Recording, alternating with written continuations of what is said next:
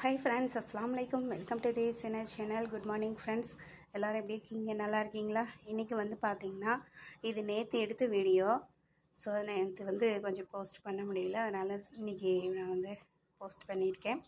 நேற்றுக்கு என்ன சமையல் அப்படின்னு பார்த்தீங்கன்னா, ஜீரக சம்பாவில் சிக்கன் பிரியாணி செஞ்சுட்டு பாசுமதி ரைஸில் வெஜ் புலாவ் தான் செஞ்சுருந்தோம்.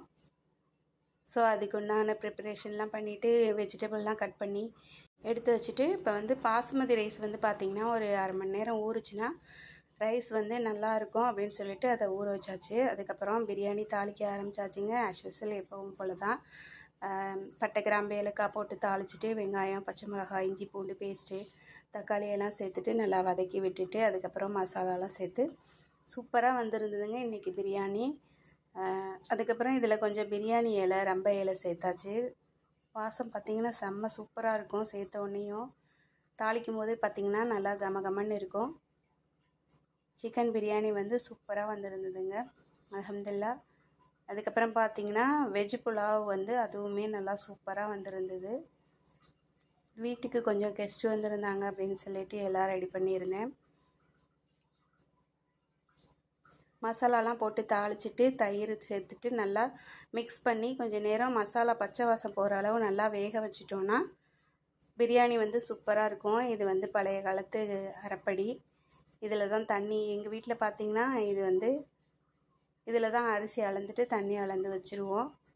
ஒரு படி எடுத்தோம்னா அதுக்கு சரியாக 2 படி தண்ணி வச்சுருவோம்.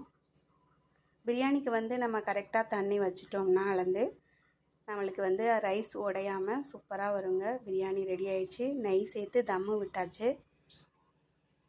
பாருங்கள் எவ்வளோ சூப்பராக வந்திருக்கு அப்படின்னு சொல்லிட்டு. டேஸ்ட்டும் அல்ஹம்துலில்லாஹ் நல்லா வந்திருந்துச்சு. அதுக்கப்புறம் பாசுமதி ரைஸில் வெஜ் புலாவ் தான் செஞ்சுருந்தோம். அது கூட சைடிஷ் ஆனியன் ரைத்தாவும் பீஃப் கிரேவியும் தான் செஞ்சுருந்தோம்.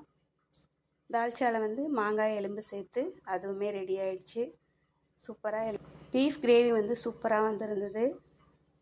இதோட வீடியோ நான் நெக்ஸ்ட் டைம் உங்களுக்கு லாங் வீடியோவில் போடுறேன், இந்த பீஃப் கிரேவி எப்படி செய்கிறது அப்படின்னு சொல்லிட்டு. தால்ச்சா பாருங்கள் சூப்பராக வந்துருந்துச்சுங்க. மாங்காய்லாம் இப்போ கொஞ்சம் கம்மியாக கிடைக்கிது, அதனால் செய்கிறேன்னு சொல்லிட்டு மாங்காய் நிறையா சேர்த்து தால்ச்சா வச்சாச்சு. வெஜ் புலாவும் ready பண்ணியாச்சுங்க.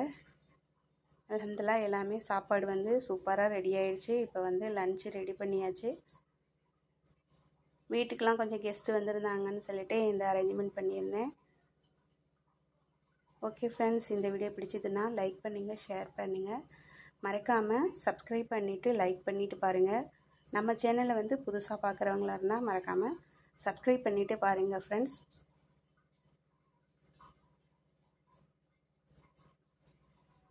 Have a nice day. Thank you.